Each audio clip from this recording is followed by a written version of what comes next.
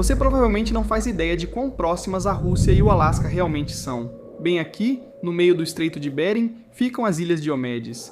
A Grande Diomedes fica à esquerda e pertence à Rússia, enquanto a Pequena Diomedes está à direita e pertence aos Estados Unidos. Essas duas pequenas ilhas ficam a apenas 3 km de distância, mas tem 20 horas de diferença no fuso horário. Esse trecho de 3 km é o que separa os Estados Unidos da Rússia, mas essas duas ilhas não são apenas pedras aleatórias no meio de um oceano gelado. Ambas as ilhas têm uma população permanente que não é muito amigável uma com a outra. Cada um de nós aqui nesta ilha estamos sempre atentos porque vivemos na fronteira mais ocidental do Alasca. A gente observa isso 24 horas por dia, 7 dias por semana. A gente observa isso 24 horas por dia, 7 dias por semana. Quando a gente se aproxima da ilha, às vezes damos um tiro de advertência e conseguimos ouvir eles gritando em inglês para a gente voltar. Recebemos um aviso toda vez que termino aqui. Tiro, bum, bum, bum. Eles usam, acho, projéteis calibre 50. O conflito entre as duas ilhas nem sempre foi tão tenso. Durante a maior parte dos invernos, o Estreito de Bering congela e fica com cerca de meio metro de gelo espesso. Entre 15.000 e 18.000 anos atrás, os primeiros seres humanos cruzaram o Estreito de Bering e entraram na América do Norte.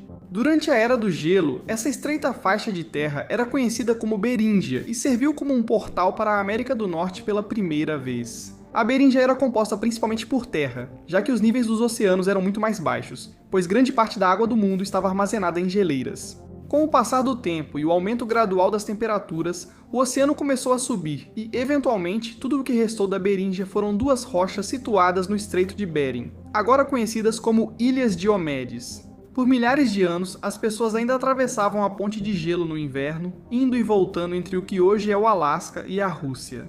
Durante todos esses milhares de anos, atravessar um mar congelado era algo extremamente normal, já que o Alasca pertencia à Rússia até 1867, antes de se tornar um estado dos Estados Unidos em 1959. Peles eram comercializadas, ideias eram compartilhadas, mas essa ponte era usada principalmente como rota de migração para sair da tundra congelada da Sibéria. Essa passagem amigável chegou a um fim abrupto durante a Guerra Fria. O governo russo e até o nosso governo nos impedem de atravessar por causa da linha internacional de mudança de data. Minha avó é do lado russo. Eu não sei de qual lado. É só uma linha imaginária, só isso. Impedindo a gente de ver nossos parentes lá do outro lado. Nós damos um tiro de advertência. Bem, Gorbachev e Reagan estavam tendo uma reunião na Islândia recentemente. Eles tinham ouvido falar de nós aqui no Estreito de Bering tentando abrir a fronteira. E então ele fez um brinde com Reagan. Eles brindaram esperando que um dia seremos amigos. De repente, uma cortina de gelo foi declarada entre a Grande Diomedes e a Pequena Diomedes durante a Guerra Fria em 1948, quando a Rússia também fechou o assentamento na Grande Diomedes. As famílias nativas que costumavam viajar entre as ilhas foram abruptamente separadas quando o governo russo forçou os moradores da Grande Diomedes a deixarem a ilha e se mudarem para o continente russo. Todos os cerca de 80 moradores que permanecem hoje na Diomedes Menor têm parentes vivendo em algum lugar da Rússia. E embora a Guerra Fria tenha chegado ao fim, a cortina de gelo ainda não foi levantada. Os russos pressionam, sondam e veem até onde podem ir aqui, enquanto os Estados Unidos buscam a melhor defesa contra essa agressão. Embora a ilha Diomedes Maior tenha uma forte presença militar, com pontos de observação estabelecidos por toda a ilha Diomedes Menor mal parece pertencer a qualquer governo. A ilha não tem acesso à televisão, hospitais, restaurantes, hotéis, nem sempre tem água encanada e não possui pistas de pouso para aviões aterrissarem.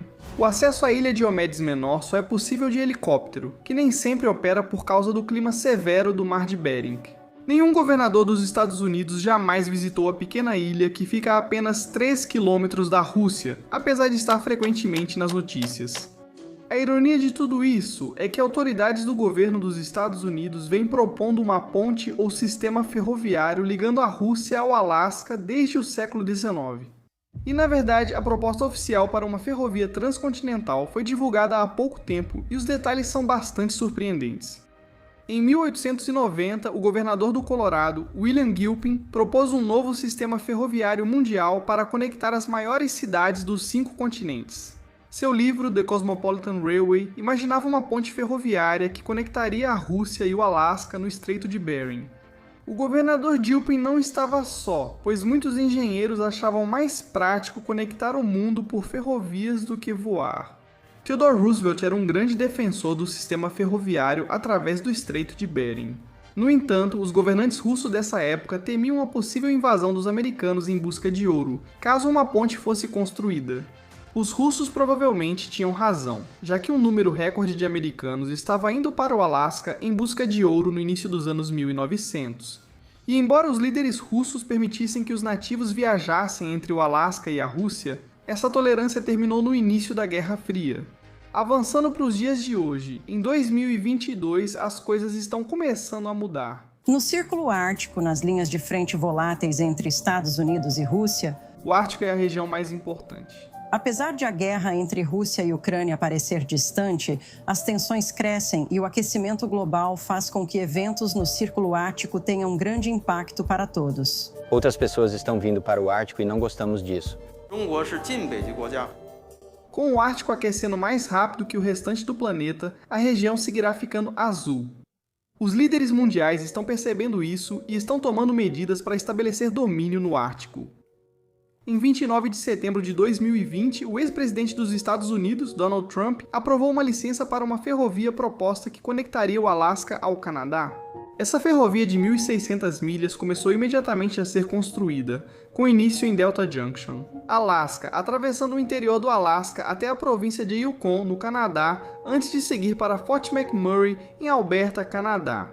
Os trens então transportariam passageiros, tubulações, contêineres de carga e enxofre, muitos dos produtos que atualmente são enviados pelo Oceano Pacífico em navios cargueiros. Essas ferrovias que cruzam o Círculo Ártico buscam, em última análise, ser o futuro da indústria de transporte marítimo. A ferrovia do Alasca para o Canadá, aprovada pelo presidente Trump, não será suficiente para acelerar a cadeia de suprimentos e revolucionar o transporte global como conhecemos. É por isso que a tão discutida ferrovia intercontinental está ganhando força. O plano atual para o que seria o sistema ferroviário mais longo do mundo inclui uma ferrovia que conectaria as seguintes cidades. Paris, Istambul e Berlim seriam conectadas às cidades do leste asiático e depois a ferrovia cruzaria o Estreito de Bering até a América do Norte.